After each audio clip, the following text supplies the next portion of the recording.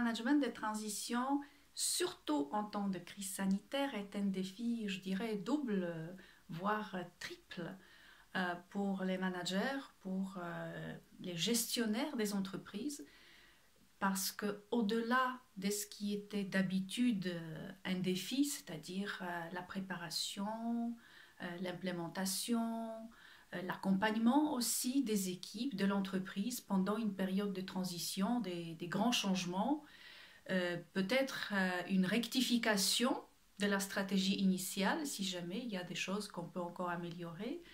Donc, au-delà de tout ça qui était toujours très programmé, très préparé, extrêmement bien soigné, là, nous avons un élément supplémentaire, à savoir une certaine instabilité, imprévisibilité.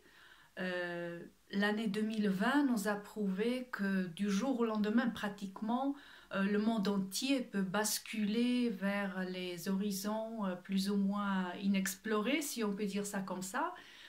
Donc, ce paramètre-là ne nous permet pas de voir avec une certitude à 100% qu'est-ce qui va se passer d'ici quelques mois, parce qu'on n'a pas de garantie s'il n'y a pas de nouvelles restrictions qui apparaissent, qui disparaissent par pays, par région. Certains comportements des clients peuvent encore changer. Donc tout cela, on peut éventuellement envisager, mais il n'y a pas de certitude. Donc avec ce défi supplémentaire, bien sûr, la transition devient un exercice, je dirais, de haute voltige.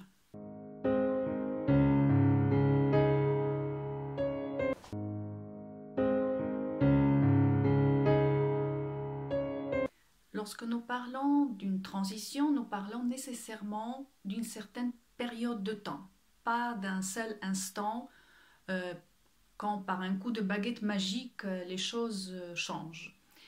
Donc, il y a un certain temps pendant lequel les gens, les équipes, les clients, enfin toute personne qui est engagée autour ou au sein d'une entreprise, ressent les émotions.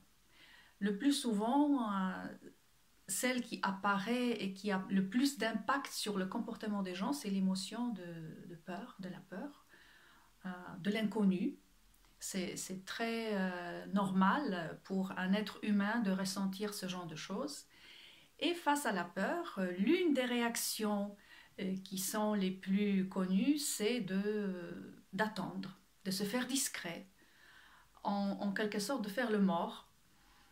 Surtout ne pas bouger, ne pas sortir du rang, pour savoir comment ça va se passer et quelle position on peut prendre par la suite pour avoir un meilleur départ. Lorsque ça ne dure pas trop longtemps, ça n'impacte pas beaucoup d'activités, ce n'est pas très nocif. Par contre, lorsque c'est étalé dans le temps et ça concerne beaucoup de monde, ça peut vraiment porter préjudice à un certain dynamisme qui est déjà installé au sein d'une entreprise. Et bien sûr, ça peut pourrir l'ambiance lorsque les gens n'osent pas agir normalement. Donc, il faut vraiment faire attention à ça et c'est le rôle de management de proximité, de rassurer les équipes et comme je le dirai plus tard, surtout de bien communiquer au sujet de cette transition, de ce changement qui est prévu.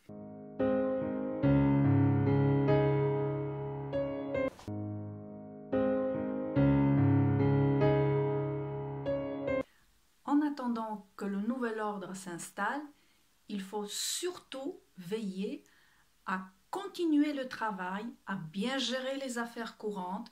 Bien sûr, la perspective n'est pas la même parce que la perspective sera développée avec l'implémentation des changements, mais la bonne gestion des affaires courantes rassure aussi bien les équipes que les clients et aussi permet à l'entreprise de rester à flot, d'avoir une activité normale. Donc, on sait que le changement se prépare, une transition aura lieu, mais en attendant, on travaille de son mieux, on travaille normalement, mieux encore. Bien travailler pendant cette période peut prouver au management qu'on est des éléments importants, que nous sommes des employés compétents et qu'on peut compter sur nous et éventuellement prendre place plus intéressante dans la nouvelle structure. Donc c'est le moment de faire ses preuves.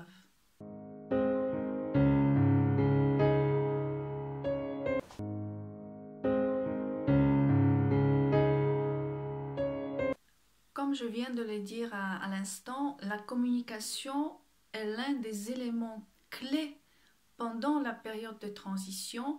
Une bonne communication, aussi bien en interne qu'à l'externe, peut largement contribuer à la réussite du passage du cap. Maintenant, faut-il encore bien communiquer? Le mieux, le top serait de l'avoir déjà installé au sein de l'entreprise, une certaine culture de communication, surtout régulière, surtout transparente, honnête, parce qu'à long terme, elle installe un climat de confiance, une bonne ambiance de travail et surtout c'est un appel aux dirigeants de ne pas considérer la communication interne juste sous son cadre ludique. On va faire une sortie de cohésion d'équipe, on va s'amuser et on va s'apprécier les uns les autres. Bien sûr, c'est très important.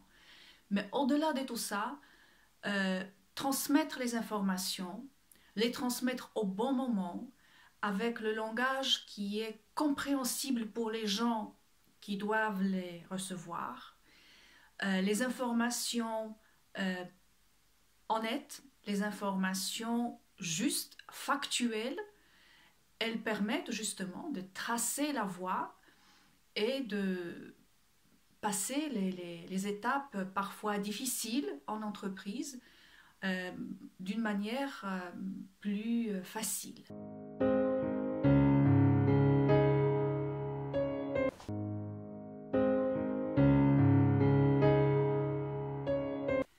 Lorsque la communication n'est pas complète, ou voire elle est absente, c'est la rumeur qui apparaît. Elle prend la place, tout simplement. La place laissée vide par la communication est prise par la rumeur.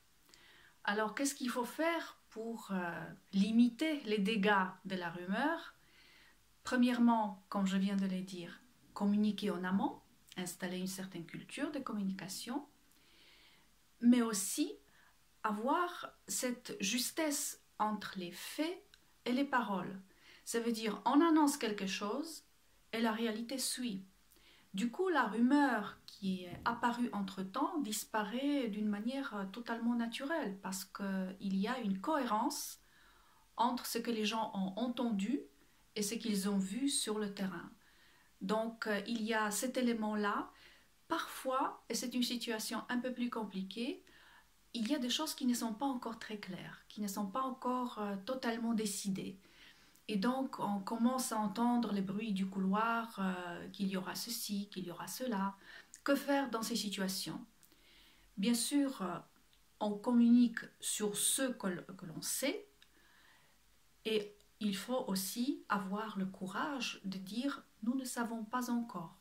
Ce n'est pas encore décidé. Ça serait décidé, je ne sais pas, d'ici une semaine, d'ici un mois.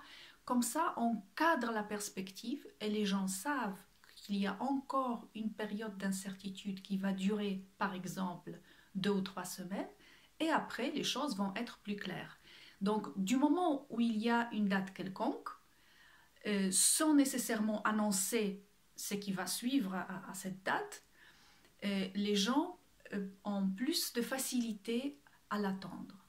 Donc, comme vous venez de voir, nous avons commencé à parler de l'attentisme, d'une transition, et finalement, tout revient à la communication, à la bonne explication, à la pédagogie des changements qui sont prévus.